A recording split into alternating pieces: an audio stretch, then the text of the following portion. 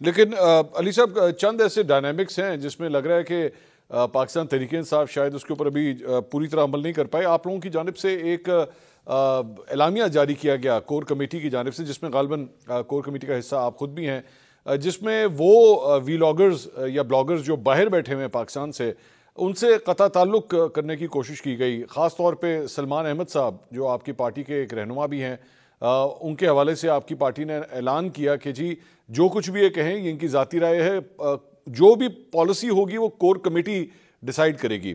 ایسا ہی ہے نا؟ یہ سلمان احمد صاحب کے حوالے سے تو آپ لوگوں کی ایک پوزیشن واضح ہے.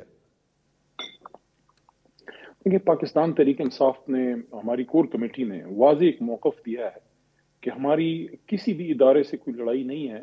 ہم چاہتے ہیں کہ آزاد شفاف الیکشن ہو اور ملک آگے بڑھے.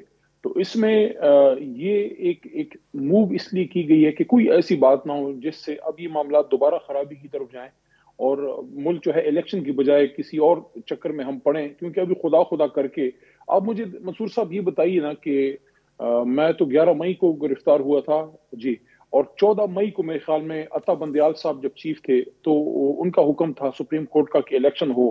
وہ 14 مئی ہم نے تو جیل میں کاٹی، جیل میں گزاری 14 مئی. تو ایک حکم سپریم کورٹ آف پاکستان کا ہوا میں اڑ چکا ہے. دیکھیں یہ ملک کے لیے اچھی بات ہے. آج ہم حکومت بنانے کی پوزیشن میں ہیں اگر عوام کو فیصلہ کرنے دیا جائے یہ، لیکن دیکھیں کل کوئی اور جماعت ہوگی. ملک کے لیے اچھا نہیں ہے کہ ملک کی سب سے بڑی عدالت کے فیصلے جو ہے وہ میں علی صاحب میرا کوشچن ایکچولی کچھ اور تھا.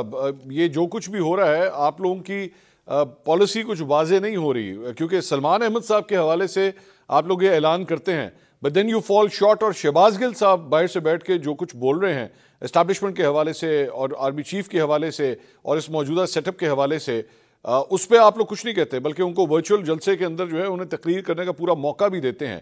تو یہ ڈبل پالیسی کیوں ہے؟ یا تو سلمان احمد صاحب کو بھی وہی ساری فیسلٹیز دی جائیں جو شہباز گل صاحب کو دی جا رہی ہیں؟ دیکھیں پارٹی کا موقف، سارے ہمارے جو ہے ممبر جو ہیں وہ اپنی اپنی بات کرتے ہیں، میں بھی کرتا ہوں. لیکن پارٹی کا موقف وہی ہے جو کور کمیٹی کا اعلامیہ آتا ہے، یا جو عمران خان صاحب خود گفتگو کرتے ہیں، یا جو ہمارے چیئرمین کوئی بات کریں، جو موجودہ چیئرمین تھے جو اب تو خیر فیصلے کے بعد فی الحال نہیں رہے، بیرسٹر گور صاحب کی میں بات کر رہا ہوں. تو جو پارٹی کی پوزیشن ہے وہ یہ ہے کہ ہم کسی بھی ادارے سے، ہم اس وقت نہ ہم ٹسل میں ہیں نہ ہماری اداروں سے لڑائی ہے. ہم اس بات پہ اپنا موقف ہماری جماعت کلیئر کر چکی ہے کہ 9 مئی میں جو ہوا اس دن وہ پارٹی پالیسی نہیں تھی، احتجاج ہماری پالیسی تھی. احتجاج میں جو اسکیلیشن ہوئی وہ غلط تھا. لیکن ہم یہ چاہیں گے کہ ہم اس وقت ہماری جماعت الیکشن پہ فوکس کرے. ہم تقریباً تمام حلقوں سے باوجود تمام مشکلات کے اپنے لوگ کھڑے کر چکے ہیں.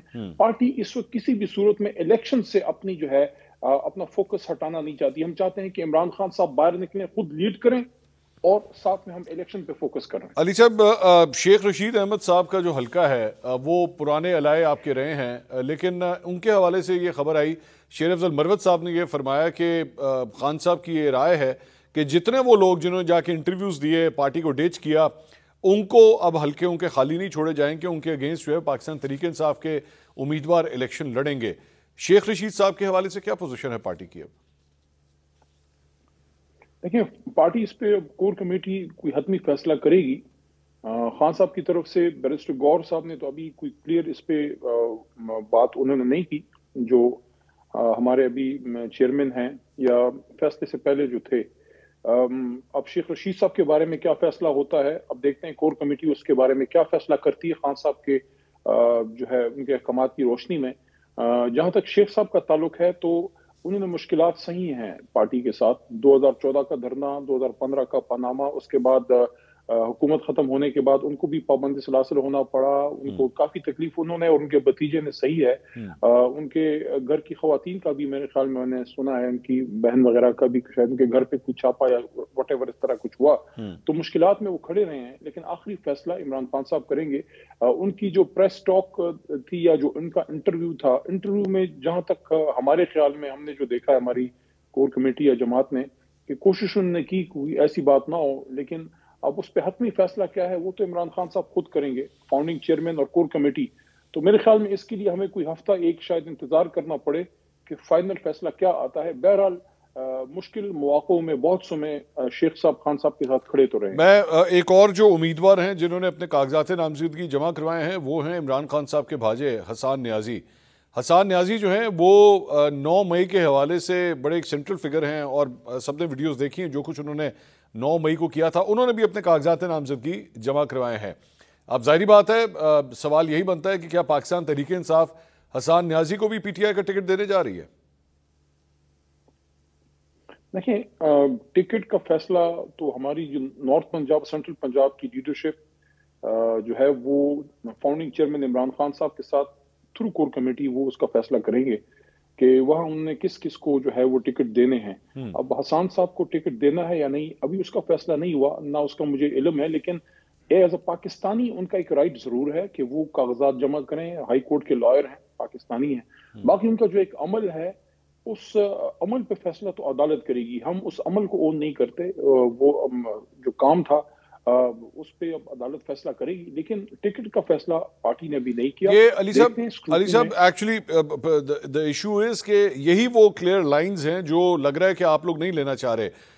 डॉन लीग्स जब हुआ था तो डॉन लीग्स के बाद मुस्लिम लीग नून के ऊपर प्रेशर बिल्डअप हुआ या जो कुछ भी था, उन्होंने इशू को रिजॉल्व करने के लिए उस वक्त परवेज रशीद साहब से इस्तीफा लिया, तारिक फातमी साहब को फारिग किया गया और इस तरह लोगों से अपने आप को किनारा कशी इख्तियार की क्योंकि मुश्किल वक्त था। लेकिन इस वक्त पाकिस्तान तहरीक इंसाफ ऐसी कोई पोजीशन नहीं लेना चाह रही उन तमाम अफराद के साथ। जिस तरह मैंने हसान न्याजी का नाम लिया, आप लोग अभी भी कतरा रहे हैं, not taking a straight forward position, और मेरे ख्याल में ये वो चीजें हैं जो आपकी एस्टैब्लिशमेंट के साथ लाइन ऑफ कम्युनिकेशन को खराब कर रही हैं। नहीं, मंसूर साहब, मुझे याद है आप उस जमाने की जो आपने डॉन लीग्स की बात की, बिल्कुल कुछ लोग उस जमाने में दूर हुए थे। वो तो एक बहुत ही मेरे ख्याल में बड़े ही सीरियस लेवल का एक मामला था। यहाँ तो पार्टी ने आपको आपके सामने है, क्लियर मौक़िफ़ दिया है। कोर कमेटी ने पिछले हफ्ते अपने आप को दूर किया है उन लोगों से जो कोई ऐसी लाइन लेते हैं जिससे पार्टी को कोई मुश्किलात बन सकती हैं। और अभी पार्टी ने किसी को टिकट देने का अभी फैसला तो नहीं किया, अभी स्क्रूटनी की स्टेज बाकी है। स्क्रूटनी से लोगों के पेपर्स क्लियर होते हैं, उसके बाद पार्टी फैसला करेगी कि किन किन को हमने टिकट देने हैं। इस वक्त तो हमारा जो फोकस है वो फुली इस पे है कि हम अपना जो बैट, हमारा जो निशान है, हालांकि ये एक हकीकत है कि देखें, एक अहमियत बैट की बहरहाल या किसी भी निशान की होती है, लेकिन असल में तो अहमियत आपके लीडर और आपकी पार्टी की नजरे की है। पार्टी हमारी इंटैक्ट है, आपने देख लिया हर जगह से हमारे दाखिले हुए हैं, आपने लोगों की आपने देख लिया कितनी मुश्किलात में उन्होंने सारा कुछ जमा किया है। और बार बार पार्टी इस मौक़िफ़ को क्लियर कर चुकी है कि हमारी किसी इदारे से कोई लड़ाई नहीं है। अब ये तो वक्त फैसला करेगा, जब हम इंशाल्लाह हुकूमत में आएंगे हम आपको साबित करके दिखाएंगे कि क्या हम मुल्क चलाने आए हैं या एक दूसरे से लड़ने आए हैं। लड़ने हम नहीं आए, हम पाकिस्तान चलाने और पाकिस्तान को बेहतर करने आए हैं। बहुत बहुत शुक्रिया।